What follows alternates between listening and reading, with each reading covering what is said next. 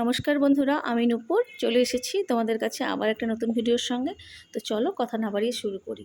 তো video thumbnail দেখে বুঝতেই পারছো এটা আমি কিসের উপরে করেছি। হ্যাঁ, এটা শিব পূজার উপরে, যেটা ছিল শ্রাবণের শেষ সোমবারে মৃত্তিকা নির্মিত পূজা শিবযজ্ঞে আয়োজিত। তো চলো শুরু করি। আর এই পূজাটা হয় সন্ধ্যাবেলা, তাই জন্য আমি এই যে স্নান টান করে সাজুগুজু করে চলে গেলাম মন্দিরের উদ্দেশ্যে। তো মন্দিরটা যেহেতু আমার বাড়ি থেকে অল্প একটু দূরে, তাই একটা টোটো করেই চলে গেলাম। তো এই যে টোটো করে আমি চলে আসছি, আর এই যে আমার আসার লেট দেখে আমাকে জিজ্ঞাসা করছিল যে এত লেট কেন, তাই একটু হেসে দিলাম। তো এই যে মন্দিরে ঢুকেই প্রথমে নন্দী মহারাজের সঙ্গে দেখা করে নিলাম, আর এই যে শিবযজ্ঞ মন্দির। তো এই যে প্রথমে ঠাকুরটা তোমাদেরকে দর্শন করিয়ে দিলাম। আর এই যে এখানে তো আমি ভাবছিলাম যে আমি বুঝি লেট করে ফেলেছি, কিন্তু এসে দেখছি না, সেরকম তো কেউই আসেনি। কিন্তু এবার আরও অন্যান্য দিদিভাইরা চলে আসছে, তারাই মোটামুটি সব কিছু গুছিয়ে নিয়েছে। তো আমি এদিক ওদিক ঘুরছিলাম, কী করব ভেবে পাচ্ছিলাম না, কারণ অন্যান্যবার তো আমিও এই সব কাজ করে থাকি, মানে পুজোর কাজগুলো। তো এবার তো মোটামুটি সব হয়েই গেছে, তাই জন্য এসে আগে প্রথমে বাবার মাথায় জল ঢেলে নিলাম, কারণ বাবা শান্ত তো সব শান্ত। তো বাবার মাথায় জল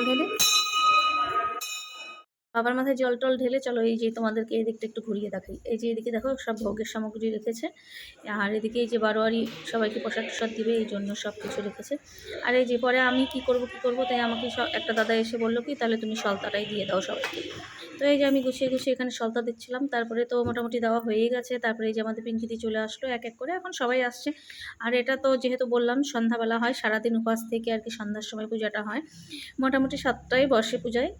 তো এই যে আমাকে দেখে পিঙ্কিদি বলছিল, নন্দিনীর মা তুমি কিন্তু সলতাগুলো আমাকে একটু ভালো ভালো দিও, মানে বেশ অনেকক্ষণ যাতে জলে। তাই বললাম ঠিক আছে পিঙ্কিদি, তুমি চিন্তা করো না, আমি তোমাকে ভালো ভালো সলতাই দিয়েছি। তারপরে এখানে সলতা দিয়ে আমি চলে গেলাম এখানে নৈবেদ্য নিতে, কারণ এখানে এই দিদিভাইরা নৈবেদ্য সাজাচ্ছিল। তো আমরা যার আর কি থালা নিয়ে গেছিলাম এখানে নৈবেদ্য আনার জন্য। তো নৈবেদ্য তো সাজানোর এখানে বেশ ভিড় জমে গেছে, তাই একটু দাঁড়িয়েছিলাম। আর এই দেখো আমার কি অবস্থা, চুলগুলো মানে কি মহাদেবের জটা আমার মাথাতেই এসে লেগে গেছে। যাই হোক, এই যে সব দেখো সব ফল টল রেডি করছে, এই যে আমিও নিয়ে চলে আসলাম। অনেকক্ষণ দাঁড়িয়ে থেকে আর কি নৈবেদ্যর থালা সাজানো হয়ে গেছে, তো নিয়ে চলে আসলাম। এরপরে তন আর আমাদের দিদি মানে তনের শাশুড়ি মানে আমার বিয়ান, সেও চলে আসছে। এই যে দুজনে বসে গেছি আমরা গল্প করতে। আর এই যে আমার পাশে তন বসেছিল, একদম পুরোহিত ঠাকুরের মতোই লাগছে তনকে দেখতে। এটা দেখে তো একজন আমাকে বলেও ফেললো যে পুরোহিত কি তোমার সঙ্গে সেলফি নিতে বসেছে নাকি। তাই আমি বললাম না, পুরোহিত তো সেলফি নিতে বসেনি, এটা তো আমার ভাইস্তা। আর এখানে এই যে পূজাটা যে হচ্ছিল, এই পূজাটা এবার আমরা মোট 160 জন মিলে করেছি। অন্যান্য পাড়ারও বেশি হয়, কিন্তু এবার জানি না কেন লোক কম হয়েছে। তো যাই হোক, এই যে সব কিছু গুছিয়ে নিচ্ছে। আর এই যে তনের সঙ্গে যে আমি কী গল্প করছিলাম ভগবান জানে, নিজেও জানি না পূজা দিতে এসে যে কী গল্প জুড়ে দিছি। তারপরে তো আমাদের ঠাকুরমশাই চলে আসছে, ঠাকুরমশাই চলে এসে বলছে, তো এই যে আমাদের এখন পূজা শুরু হয়ে গেল। এই প্রথমে আর কি জল টল ছিটিয়ে আর কি নিজেকে শুদ্ধ করে নেওয়া, তো সেই সবই করছিলাম। আর পূজাটা খুব ভক্তি ভরেই সবাই করে, খুব মন দিয়ে করে। মানে পরে তো সব ভিডিও বা ভয়েস দিতে নিয়ে আর কি দেখি যখন তখন হাসি পায় বা এটা ওটা বলি, কিন্তু যখন পূজাটা হয়েছিল তখন কিন্তু সত্যিই সবাই খুব ভক্তি ভরে মন দিয়ে পুজোটা করছিল। আর এত ভালো লাগছিল মানে বলার মতো না, সবার সামনে একটা করে শিব একটা করে প্রদীপ জ্বলছে, এত ভালো লাগছে। তো যারা করতে চাও তারা কিন্তু শিবযজ্ঞে যোগাযোগ করতে পারো, লাস্ট সোমবারে এই পূজাটা হয়। আর এবছর আমাদের বাড়িতে পূজা হয়নি, তাই মনটা খুব খারাপ ছিল, কারণ আমি অসুস্থতার কারণেই আর কি পূজাটা হয়নি। তো খুবই মন খারাপ ছিল, তাই এই পূজাটা করতে পেরে যাই হোক একটু হলেও ভালো লাগছে। আর প্রথমেই বললাম তোমাদেরকে যে মাটির তৈরি শিব, মৃত্তিকা নির্মিত শিব পূজা। তাই এই যে আমাদের শিব চলে আসছে। তো এই যে আমি বেলপাতাটা দিয়ে নিয়েছিলাম, তো আমাকে বললো কি বেলপাতাটা পরে দাও, আগে তুমি শিবটা হাতে নিয়ে নাও। তো পরে প্রথমে এই যে আমি শিবটা হাতে নিয়ে নিলাম, পরে আমি বেলপাতাটা আর কি দিয়ে বসিয়ে নেব, কারণ শিব নাকি শুধু বসাতে নেই। তো এই জন্য আর কি এই যে সবাই দেখো একটা করে শিব সবার সামনে বসিয়ে নিয়েছে, দেখো কি ভালো লাগছে। আর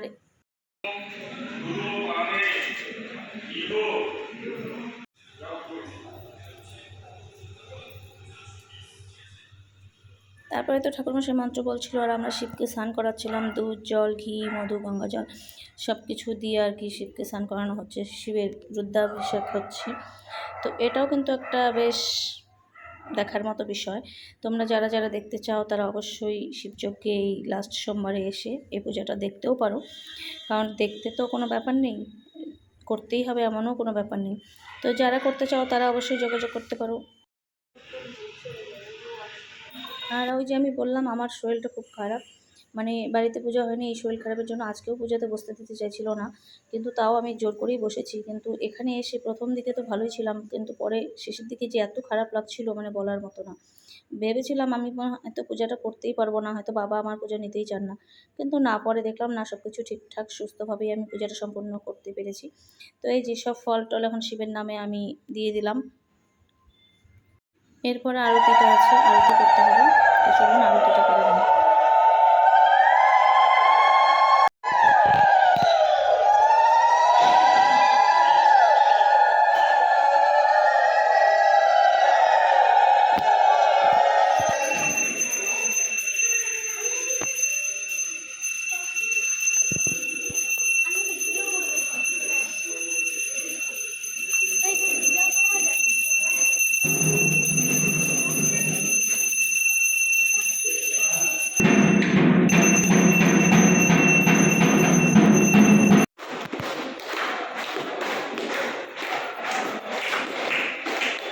তো এখানে আমাদের আরতি হয়ে গেছে, শিব বন্দনা হয়ে গেছে, এরপরে শিব বিসর্জনের পূজা আর কি আমরা করে নিলাম, কারণ আমরা শিবটা বাড়ি নিয়ে যেতে পারবো না, এখানেই আর কি দিয়ে যেতে হবে।